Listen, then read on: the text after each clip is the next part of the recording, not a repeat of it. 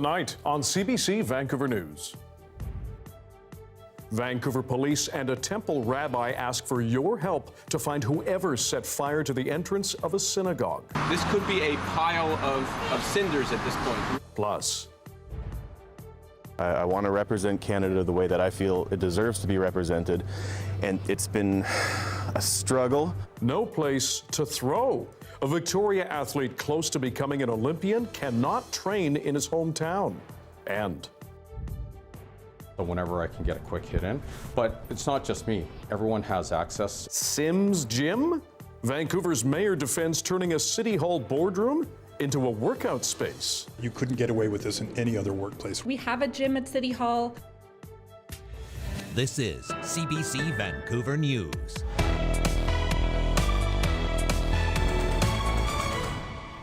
Hello, I'm Dan Burritt. Thanks for joining us. We begin with new surveillance video of the person believed to be responsible for last month's arson at a Vancouver synagogue. Our Tanya Fletcher joins us now with the latest. Tanya, what more have we learned? Well, Dan, this is the real first look we've had around anything or anyone related to that night. Let's get straight to that security video. This was on May 30th. The timestamp starts at 9:41. On May 30th. So you can see a man wearing a gray jacket, light-colored ball cap, and a face mask walk up the front steps of the synagogue. He's carrying a clear bottle with liquid inside. He unscrews the cap before disappearing from view. Less than a minute later, you see that bright flash. The man quickly walks back down the stairs and onto the street.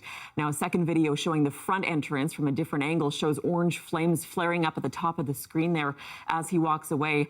Investigators want to talk to anyone who might recognize the suspect in this video, as well as the driver of a beige or silver minivan seen in the area at the time of the fire. Tanya, what do synagogue leaders say about this video? A strong reaction, Dan. Rabbi Andrew Rosenblatt says the community support the synagogue has received since that fire has been significant, adding many neighbors have offered help and resources, including volunteers even for a community watch. He, too, is pleading for information that'll help police track down whoever's responsible. We need your help. There is somebody out there who employed this individual. There's somebody out there who may have taught this individual. There may be somebody out there who knows this individual as a neighbor or in some other context. This individual has a very unique way of walking, which I believe can be identified. Now, the Jewish Federation of Greater Vancouver has called it a deliberate act of hate and an attempt to intimidate the Jewish community. Meanwhile, police say the fire was eventually put out by members of the synagogue before it could spread and cause significant property damage. They've also said this case is being investigated as a possible hate crime. Dan. Tanya Fletcher, thanks very much. We have some sad news from the Kootenays. The RCMP says a child has drowned at Wasa Lake near Kimberley. Police say 3 children were on an inflated tube that flipped over in high winds and choppy water. It says an 11-year-old boy could not make it to shore. Officers and a local resident used a boat to search the lake, and they eventually found the child under the water. He was given CPR and rushed to hospital, but didn't survive. A Victoria athlete is on the cusp of realizing his dream of becoming an Olympian. Adam Keenan is set to represent Canada in Paris for hammer throw in track and field. But as Chad Pawson reports, it's a special accomplishment considering he does not have a place to fully train after the school district locked him out of the only throwing circle. Hammer thrower Adam Keenan's bound for the Paris Olympics, but he has a problem. He's literally spinning in circles with nowhere to throw. It's because he doesn't have a throwing cage anywhere in Victoria to let the hammer fly safely. It's been extremely frustrating. You know, as an elite athlete, all I want to do is train. I want to represent Canada the way that I feel it deserves to be represented, and it's been a struggle. Keenan, now 30, took up the sport in high school and has been on a path to the Olympics ever since. His family helped build a throwing cage at his high school, Lambrick Park. He and other throwers used it for years, but when Keenan showed up 2 years ago to train, it was suddenly off limits. School board had locked it up, and that's what I've been dealing with the last 2 years now. The school board won't say why the cage is now shuttered. Keenan's club, Athletics Victoria, says it's about safety and liability. Both parties are working to renovate Oak Bay High's track, but that has been a slow process. We understand track and field athletes and coaches are eager to use a new throws cage at Oak Bay High, says the district. However, safety comes first. So Keenan's in limbo. His coach and support are in Victoria. He's loath to go elsewhere to train, such as a national throwing center in Kamloops, which has helped other BC throwers become world champions. Keenan is trying to keep pace. He's still confident, but his recent results show his trajectory of improvement stalled, with no personal best throws over the past 2 years. I mean, training hasn't been what I would have liked it to be for the last 2 years. But again, I can only focus on the now, and I'm doing my best. Keenan's story is emblematic of how athletes were attracted to the sport through Victoria's 1994 Commonwealth Games and the performance on the world stage of athletes like shot putter Dylan Armstrong. A massive heave. Only to arrive without always having appropriate places to train. So we make do with what we can, but there is a real lacking of infrastructure in Greater Victoria that allows for the sport to be trained safely all in one place. In fact, there's really no place south of Nanaimo where the sport can be done like this that's accessible. Big jump. As Adam Keenan chases his Olympic dream, he's hopeful his hometown and other cities prioritize building or renovating tracks to include throwing circles. It may be too late for him to benefit, but he knows those who follow will. Chad Pawson, CBC News, Vancouver. Hot saunas and cold plunges were on the agenda at Vancouver City Council. It has now passed a motion that such businesses to operate in the city after some were told they had to close. Michelle Gomez has more on the push to plunge and the touted health benefits. In through the chest and exhale through your mouth. Jonathan Chawla runs Gatherwell out of a Mount Pleasant parking lot. It's one of Vancouver's outdoor cold plunge and sauna businesses that are fighting for their right to plunge. We're at 6.9 degrees Celsius. Feels like zero. The mood boost and the energy boost, they just feel really good after. So that's going to happen to me later. You're going to feel so good as soon as you get out. I hope so. Some who plunge claim health benefits like increased blood circulation and alleviating depression and anxiety. But for Chawla, it's more than that. It's also a way to socialize and form community. We need more third spaces in the city, so places where people can go and connect with their neighbors. Businesses like his are currently operating in a bylaw gray area, but a motion passed by City Council Wednesday will allow them to operate with some regulations.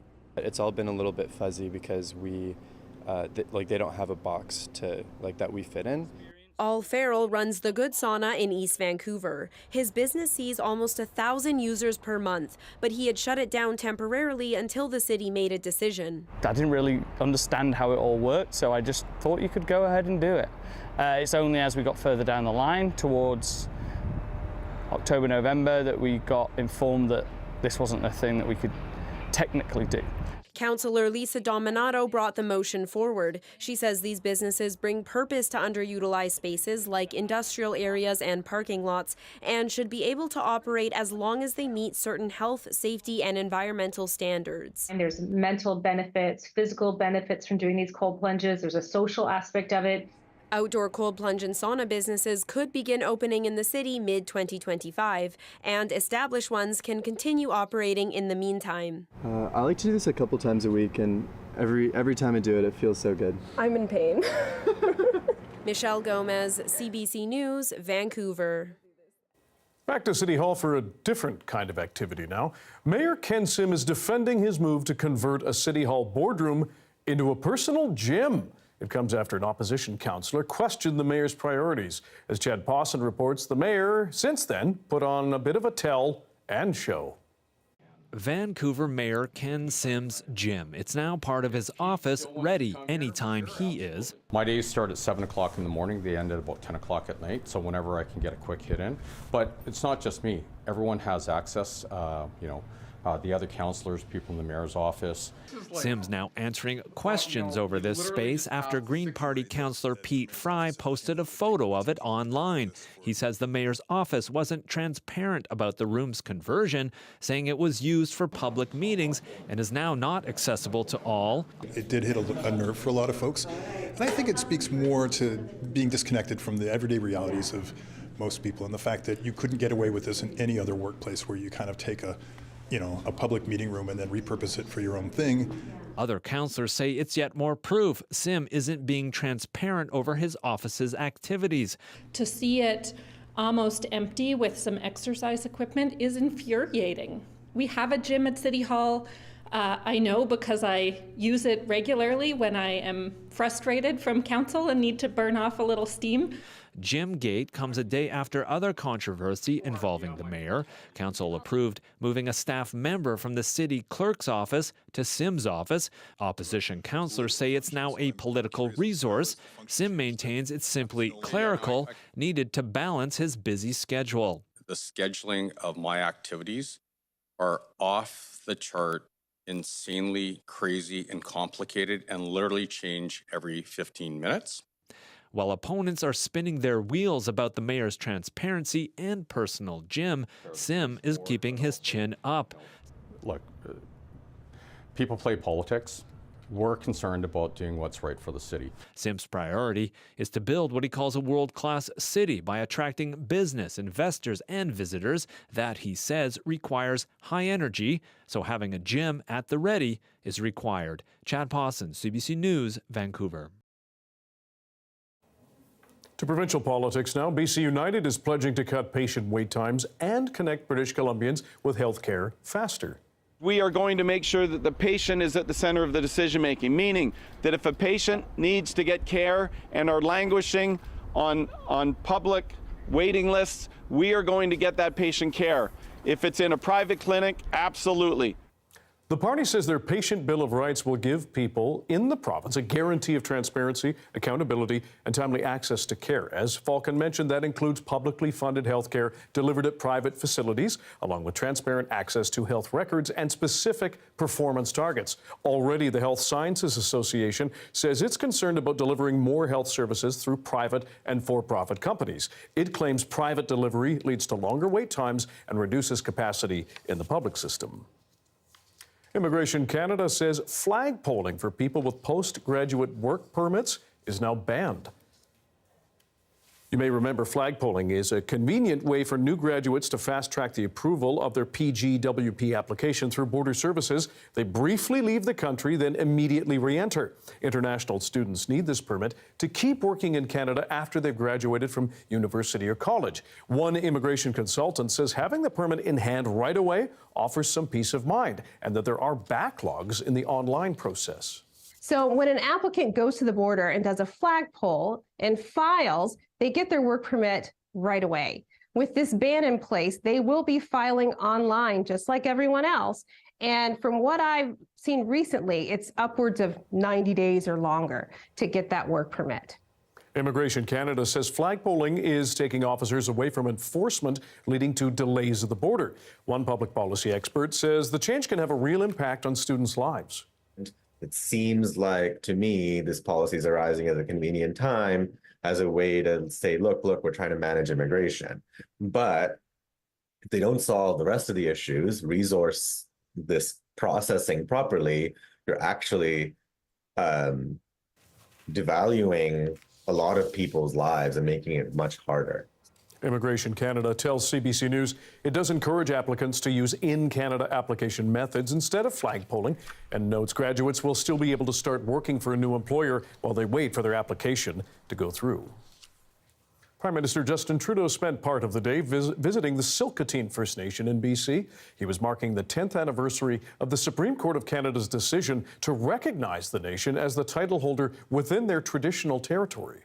It was the first time in Canada that Aboriginal title had been recognized. It took a lot of work by many, many extraordinary and dedicated leaders to get there, but you never gave up. This is what we're celebrating today, your strength and your resilience. The High Court found the Tsilhqot'in successfully proved title by showing regular and exclusive use of the claim area. It recognized Aboriginal title in 5% of what the First Nation considered its traditional territory. 3 BC First Nations, meanwhile, are urging Ottawa to return a parcel of land in Surrey to them. Wednesday's announcement follows an Agricultural Land Commission decision to not include the land under ALR protections. As Janella Hamilton reports, the nations say the land is vital to support their economic and cultural future. We're on the corner of 192nd and 36th Avenue in Surrey. Behind me, a 300-acre parcel of land that once belonged to the Tsilhqot'in and Semiahmoo First Nations. The nations say this area was vital for trading before colonization. The federally owned land has been highlighted for its fertility. It's currently leased to the Heppel family, who have been farming on 2/3 of the land for more than 3 generations. The family tried and recently failed to have their portion added to the agricultural land reserve. Now, for the very first time, the 3 nations have come together to renew calls to have a portion of this land returned to them to support economic reconciliation for generations to come. Welcome to our land. Look around at our beautiful land that was taken away from us.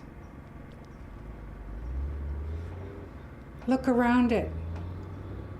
That was ours, and we've shared it. Shared it. It was taken, but we were respectful, so we shared it. Now we're saying it's ours. Now the government and Canada has to do the right thing. It is our land, it is our time. This parcel of land that we're speaking of, it is one of the largest substantial pieces of crown land left in our traditional territory, in our shared traditional territory. For us, the Semiahmoo, it is one of the last pieces of crown land left in our territory. So extremely important. Here is an ideal opportunity of how 3 nations can work with the federal government to make those dreams and aspirations come to life. Chief Chappell says the nations have had ongoing talks with the federal government over this land for years. Innovation, Science and Economic Development Canada tells CBC News it is in the process of divesting the property in accordance with the Treasury Board guidelines. It says that includes talking with all levels of government and First Nations to figure out how the land can be used. Janella Hamilton, CBC News, Surrey. This week, the federal Conservatives won a by-election in Toronto, St. Paul's. It was a shock to some, as the seat has been held by the Liberals for more than 3 decades. It has others wondering if the flip is a bellwether for next year's federal election. In the riding of Vancouver Quadra, another longtime Liberal stronghold, incumbent Joyce Murray is not seeking re-election. We asked people there what direction they think the political winds may blow in 2025. I mean, it's a real Liberal stronghold. It has been for a while, but then we saw what happened in St. Paul's. Well, I think that it looks like the Conservatives have a better chance than I'd like to be seen, especially after the results of the Toronto by-election last night. I think that the Liberals need a new leader. I'm disappointed with the NDP, and I'm quite concerned if the Conservative leader becomes the Prime Minister. He's in a position where, you know, Trudeau's in trouble, and he can criticize till he's blue in the face, but I mean, he hasn't provided any possible solutions that are reasonable, I don't think. I'm actually looking forward to a change in government myself. Joyce Murray's been great, but just the Liberal Party, I'm happy to see them go. For the first time in my life, I feel very apathetic about the election. I used to be really excited about voting. Where are the great leaders? You know, we need statement quality leaders. Bob Stanfield, terrific. Joe Clark, terrific. Those guys, even Mulroney, right? Stephen Harper, not so good because they all came out of Preston Manning. Vancouver Coastal Health has now issued a water quality advisory for Sunset Beach. It's closed it for swimming due to high levels of E. coli in the water. As Rob Easton reports, it may take a week for it to reopen. kind of horrifying. How far away is Sunset Beach from here? It's just around the corner. It's a We should get out. Yeah, no. These people are wading into English Bay because they've come to the rude realization that the waters around the point are contaminated with E. coli. That seems rather close, but I would not swim in E. coli-filled beaches. Vancouver Coastal has issued a water quality advisory due to the contamination, and the city has closed the beach for swimming. E. coli is an important infection. This can cause infections of the stomach and intestines. It's going to cause infections of the skin and eyes as well. So when we see those high levels, we do quickly advise people to avoid swimming, or wading, or other immersion in the water. The health authority says the bacteria typically comes from animal poop and sewer runoff, but they suspect the recent sewer main break in Olympic Village could be playing a role too.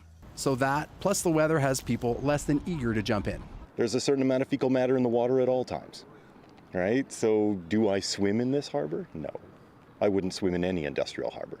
Seems like it's very cold out there, so we don't want to risk ourselves. The beach is kind of untidy. Cold. Cold, yeah. Not the ideal temperature for a beach day. Vancouver Coastal is monitoring the beaches for further contamination. Currently, Sunset in Vancouver and Ambleside Beach in North Ann are the only two closed. They will reopen when the E. coli levels return to acceptable levels, which Schwann says normally takes up to a week. Rob Easton, CBC News, Vancouver. WestJet mechanics could walk off the job this Friday. The airline says the union representing maintenance engineers has issued a strike notice, and it's urging passengers to prepare for possible travel disruptions again. There is uncertainty over what's going to happen, so therefore all our guests should call us, the airline, and check for their flights. The airline says the union has rejected its latest pay offer. Just last week, talks broke down for the first time, and the airline canceled 40 flights, affecting almost 7,000 people. The union then called off its strike and agreed to return to the bargaining table. A proposed class action lawsuit has now been launched over the online fees people have to pay to make a reservation with BC Parks. The lawsuit alleges the $6 fee violates the Federal Competition Act, something known as either double ticketing or drip pricing. Consumers expect to pay the initially advertised price. And when corporations add on a fee at the end, they're not allowed to do that, and that constitutes price stripping in breach of Section 52, or at least that's the allegation in the pleading. The lawsuit claims BC Parks has intentionally misled customers by advertising a lower price, then applying the reservation fee at the end of the purchasing process. The lawsuit still needs to be certified as a class proceeding to move ahead. BC Parks has not yet filed a response. Darius Madavi joins us now for a first look at the weather. Going back to the Sunset Beach E. coli story, not exactly a swimmer's day, was it? No, not very pleasant. So not the biggest loss, I would say. Temperature's not going to climb too much over the next few days either, so not too much change on the way there. And it's still not going to be a very great time for swimming. Now, across the province, we have lots of storms and precipitation happening. You can see some of those storms happening up here in terms of the lightning strikes, even without the precipitation being shown, but that's continuing to make its way up towards the piece of the system down here. If we move over to the right here in the Caribou, actually, we have a severe thunderstorm warning in this region, so lots of lightning strikes happening. That now moving over towards Quesnel, so that should be hitting any time now. Probably by the time we have our next weather update later this hour, we'll see that have moved over there. Another severe warning, severe thunderstorm warning down here for some places like Merritt, but again, calming down a little bit over the next few hours, but some very heavy downpours hitting a few areas. Now, we'll talk a little bit next hour about the drought situation because we're going to get a drought update tomorrow, or at least we're expecting one, so a little bit of good news there. But here on the coast, lots of rain, Dan, so you're right, not great swimming weather. Good for fires, though. Good for fires. Thanks, Darius. Thanks. As our climate continues to change with unpredictable wildfires, droughts, and soaring temperatures, so does the way we have to try to have fun over the summer. That story's next.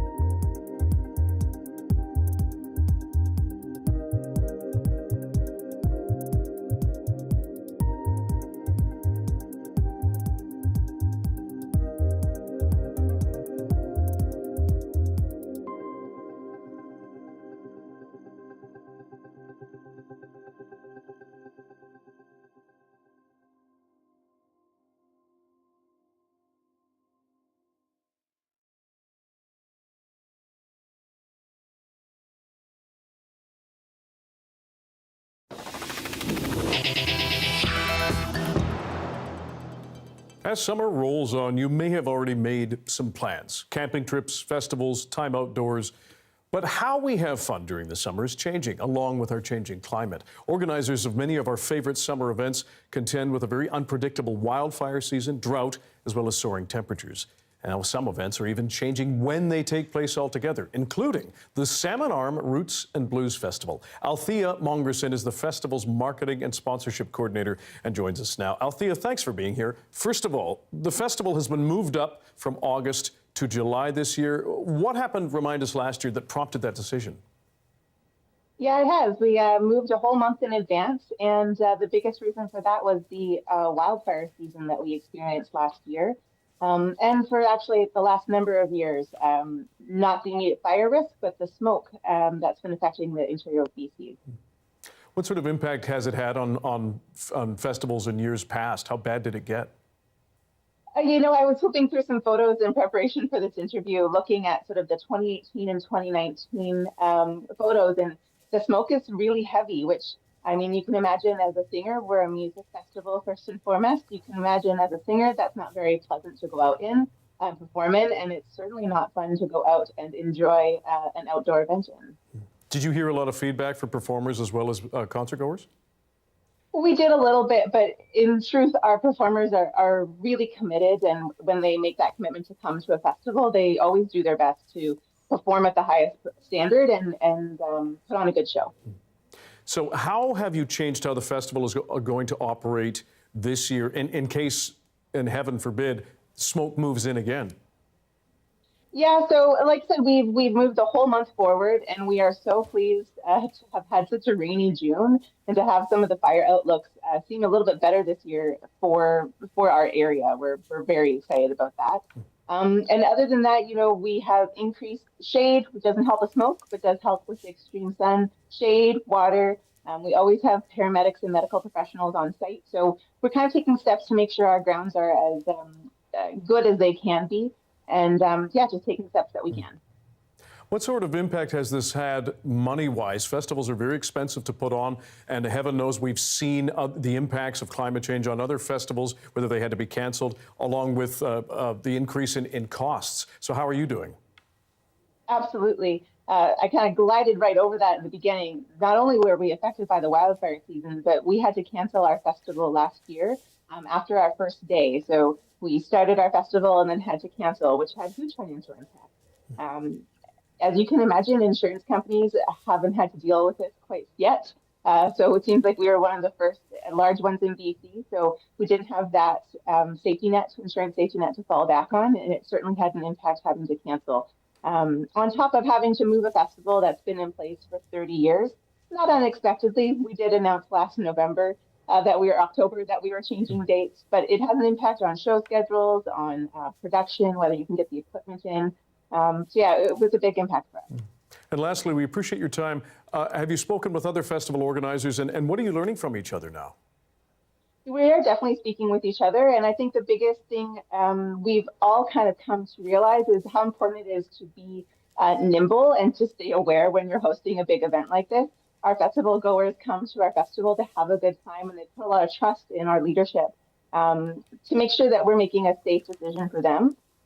So definitely being nimble and paying attention and taking care of our patrons on site. Althea Mongerson from the Salmon Arm Roots and Blues Festival, running from July 26th to 28th. All the best with the festival, and thanks for your time today. Thank you so much. We're certainly excited. It's known for corn and cows, and now cost cutting? The city of Chilliwack is booming. Why it's one of Canada's fastest growing cities. We're going to take you there next.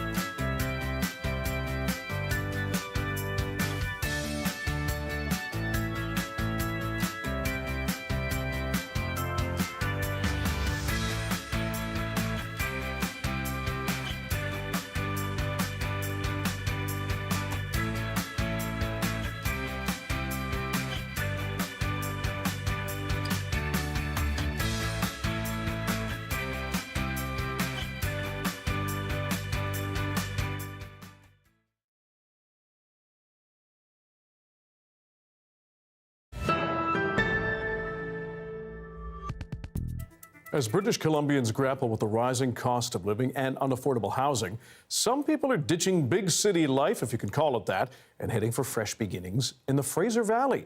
Benita Bridge takes you to Chilliwack to explore why a small city, often overlooked, is suddenly booming. There it is. Chilliwack, BC. From the highway, it might seem quiet, quaint. Yeah, we know it's kind of a stinky town, you know, with all the farming. Yeah, guilty as charged.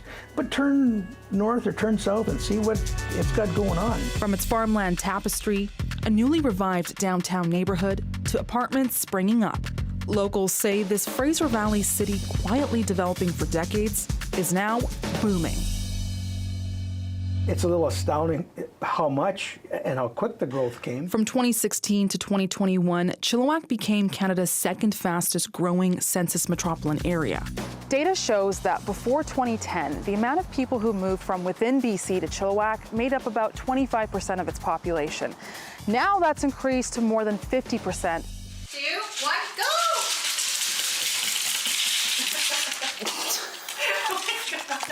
I never thought we would end up here. I always thought, oh, that's, you know, a small town, very little opportunity. Some, like Hillary Fortin, are leaving bigger cities for more affordable housing. Since becoming new parents and moving just under a year ago, Hillary and her husband were able to buy a home after more than 16 years of renting in Vancouver. Daycare and gas also cost them far less. I came here with the intention it was going to be a more affordable place where I could offer a better life for my son, more bang for your buck. She's also found a major sense of community here in District 1881. New shops, offices, restaurants that have been transformed and revitalized downtown. It all inspired Hillary to open her own pop-up shop to support community vendors. Hey, come in. Just kind of having this amazing connection with these people who make up Chilliwack.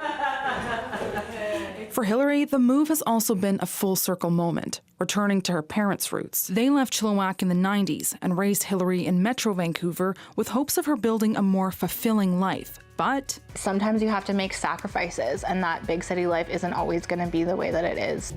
For Hillary and her husband, longer commutes to work in Burnaby and Vancouver is one sacrifice. That's not the case for this family. Permanently working from home means James Narway only has to drive to Vancouver once or twice a year now. I've got the greatest commute in the world. Get out of bed, see the kids to school, and just basically head downstairs and start working. So it's definitely allowed us a lot more space. They moved to Chilliwack from Maple Ridge in 2020. Afia Raja studied 5 years of migration in Chilliwack with her students at UFV. She says the pandemic was another major factor in Chilliwack's growth. Online work, remote work, telecommuting, all of that gained popularity. They were interested in bigger houses, bigger lots, bigger backyards. Yeah, so the change is massive. The change is big. And with new migration, she says there were also interesting demographic shifts. Chilliwack is becoming much more multicultural. The South Asian population doubled, followed by the highest increases in Chinese, Black, and Filipino residents. Overall, the ethnic makeup, the growth, the age segments in any city would result in the kind of housing that you need there, the services that you need, health care that you need. Experts say as the cost of living and unaffordable housing especially make urban centers like Vancouver less desirable, more people are calling mid-sized cities home, especially in the Fraser Valley. Now, of course, growth doesn't come without growing pains. Prices of houses have gone up on our street. Traffic. A real uptick in traffic. The revitalization of downtown, it's a good thing and it's a bad thing. It's scared a lot of people. Yes, we know.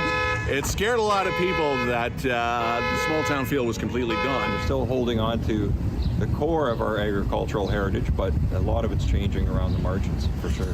Now, 67% of Chilliwack's land base is reserved for agriculture only, and that makes it tougher for wider development. So the city is prioritizing on building up. The city says with more growth, it could also become harder to find land to expand schools. And new for this year, Chilliwack also saw the highest property tax hike in decades to support its infrastructure. But if you compare a similar home in these BC cities nearby, Chilliwack still has the lowest property tax. From new people to new developments, Sarah Toop, a longtime resident and realtor, says a new fun and revived atmosphere in town continues to attract more people. Chilliwack is exploding. You know, in my career of 13 years, there's been probably over 1,500 sales. And 700 of them she did just in the last 3 years alone. It's a big change from when her family settled as dairy farmers in 1873. This town is a lot more fun than when I grew up. I think that everyone is just starting to realize the beauty of our town. Don't judge a book by its cover. Don't judge Chilliwack by the highway. Chilliwack's population is projected to reach about 132,000 by 2035, growing 2% per year. The mayor says, yes, there's challenges, but many new priorities too. From more housing, new mall additions, more manufacturing jobs like a new Red Bull headquarters, to a $35 million expansion on their wastewater plant. You know, of course there's going to be hiccups. That's just life. It's going to happen that way. But at the end of the day, I think we've done a hell of a job here. And as more call Chilliwack home, he says the goal remains to stay ahead of the growth. Beneath Brach, CBC News, Chilliwack. The fight against a wildfire in Labrador that threatens a massive hydroelectric dam. We'll tell you why Mother Nature is now helping out. Stick around.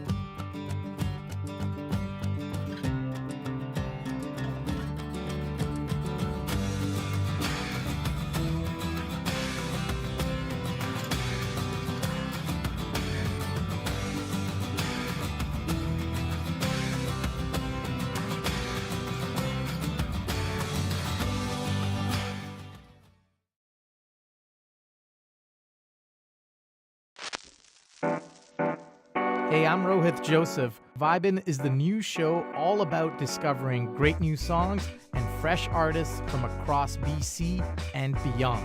Stream Vibin' on CBC Listen.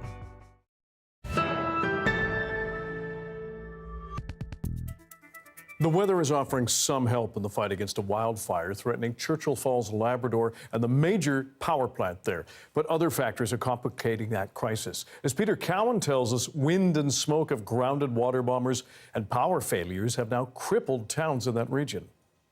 When flames roared through Labrador yesterday, they took out a key transmission line, plunging Labrador West into darkness. This cafe is closed. The generator is the only thing keeping thousands of dollars of food from spoiling. You have $30,000 or $40,000 worth of refrigerated or frozen material in your restaurant, and you have no electricity. It's very difficult to try and keep that frozen and refrigerated. People who needed lunch stopped into the Salvation Army. In Wabush, without power, water isn't safe to drink, but the brewery has clean water thanks to a filtration system. Well, I got no clean water in Wabush, so come over here, always a slight chance he'd mix up the hoses and fill it up with some lopstick lager.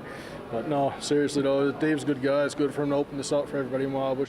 There's no one left in Churchill Falls, but the power plant continues to produce. If the fire allows, a team will fly in and try and restore the power line to Western Labrador. There's a reasonable probability that it's a switch, but there is always the possibility that it is a damaged piece of infrastructure. And the easiest thing to do at this point, when it is safe, is to try to reset the switch. If that doesn't work, then we'll have to wait until it's safe to actually do a full evaluation of the line itself. For the hundreds of people who normally live and work in Churchill Falls, they're now waiting in other communities and hoping today's rain helps in the battle against the fire. It's kind of numb right now, so to speak, because we can't believe this is actually happening to our small community. But it's great, and I hope that the weather do cooperate and Mother Nature finally dumps a load of water on Churchill Falls so we can get back to somewhat of a normal routine back in our community. Even with their power problems, people in Labrador West say they feel grateful. They know it could be a whole lot worse. They could be forced out of their homes like the people of Churchill Falls. Peter Cowan, CBC News, St. John's. Darius Madavi is back with our full forecast and some good news for wildfire dangers in our province, Darius. Yes, so we're expecting the drought update tomorrow, but just to give a sort of preview of what you might expect, for the first time in 2 years, we may see a little bit of relief for the Northeast. It may be too early to say that we'll actually see the drought levels drop significantly, but if you take a look at the data, this is pulled from CBC's climate dashboard. Highly recommend checking out your own city. This is looking at Fort St. John precipitation over the last year, and you can see well below average. So quite significantly below, less than 110 or 110 millimeters less than usual over the last 365 days. But that's been changing recently. That line was a lot lower just a couple months ago because in the last 90 days, so throughout the spring season, we've actually seen slightly above average precipitation for this time of year, 22 or so millimeters more than normal. And almost all of that has come right now in June, this past month, where we've seen over 50 millimeters more than usual. So you can see this June has been a great relief for the area, much of the Northeast. And we can see that in this graph also from the dashboard. This is showing the last year to date. So this is where we are right now. And you can see we're just below average for this year, but we were well below for pretty much the entire season up until we hit June when we got these massive inputs of rainfall. And there might be a little bit more on the way for the end of this week. So potentially, for the first time in years, maybe a bit of a change to the drought situation up in that area. So a bit of good news. You can check out your own city at cbc.ca/climate. If we take a look at the precipitation here on the south coast, we're expecting some more of that to return to Vancouver in the next few hours, or overnight tonight, continuing throughout much of Thursday before tapering off in the evening. And then as we get into Friday, a bit of clearing should happen, and we'll get a little bit of a sunnier afternoon, evening time on Friday, which should be a nice change for folks. If we take a look at our precipitation across the province, it's a similar story. Lots of precipitation on the way. We can continue to see those storms tonight. In a few places like the southeast and the northwest, we may see those storms return tomorrow, but for the most part, we are calming down tomorrow. A bit more sun in the northeast as well, so whatever precipitation we get now is going to be what what we can expect for the short term at least. Across the province, temperatures dropping a little bit tomorrow in some places, rising a little bit in others. Bit of a complicated story with the temperatures overall, but things are generally just a couple degrees below seasonal or climbing back towards seasonal over the weekend. If we take a look at our conditions across the province, plenty of precipitation still on the way, but also some sunshine, especially in the morning in many places, including up in the northeast, whereas here on the coast, still quite rainy and cloudy tomorrow. Except for Victoria, they get a little bit of sunshine. And if we take a look, lots of precipitation on the way for tomorrow for Vancouver, and then tapering off sort of Friday morning, which is what we can see here. A little bit of sunshine towards the end of the day Friday, but it's a bit of a cloudy, not so summery forecast, Dan. Variety pack. Thanks, Darius. Thank you.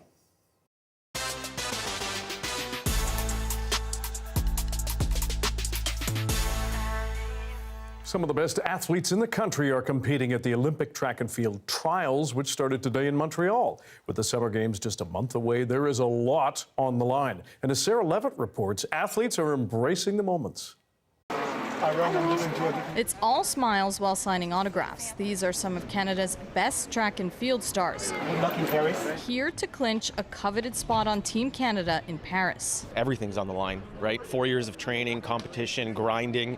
Comes down to here. DeGrasse at the line. He's got the gold medal. Andre DeGrasse, already Canada's most decorated male Summer Olympic medalist, is hoping to add to that haul. Yeah, I think every Games is a little bit different when you get there. The goosebumps are still there, the nerves, the anxiety a little bit, but you just try to control that and just have fun and stay focused and be in the moment. The Bell Trials, one of the last sporting events in Canada before the Olympic Games in Paris. Of those hopefuls are athletes already having breakout seasons. Christopher Morales-Williams is the reigning NCAA champion in the 400-meter, many calling him a real medal contender.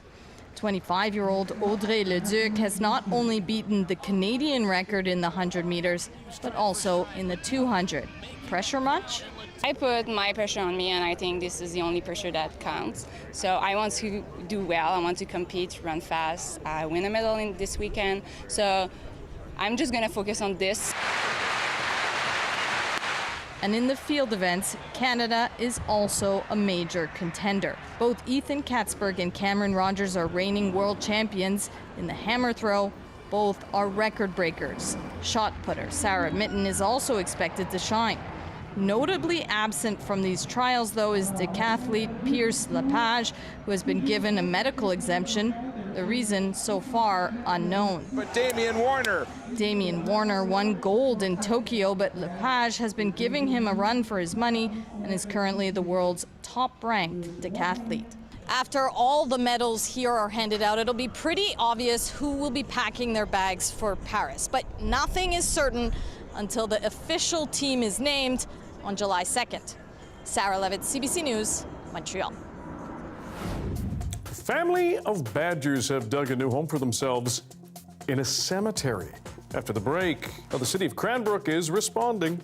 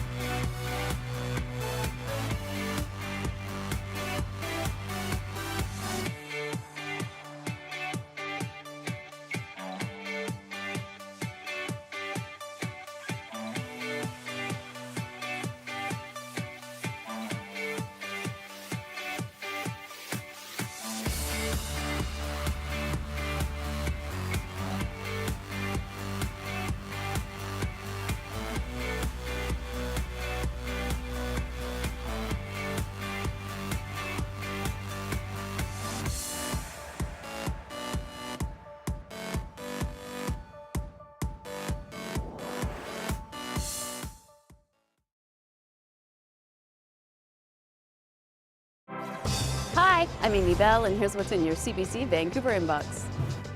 CBC returns as a media partner of the Surrey Fusion Festival, July 20th to the 21st. The festival features over 50 cultural pavilions that will incorporate the theme of landmarks of the world into their displays. For more information, visit surreyfusionfestival.ca. And never miss a special programming series, event, or contest. Subscribe to CBC Vancouver's e-newsletter and keep connected with us.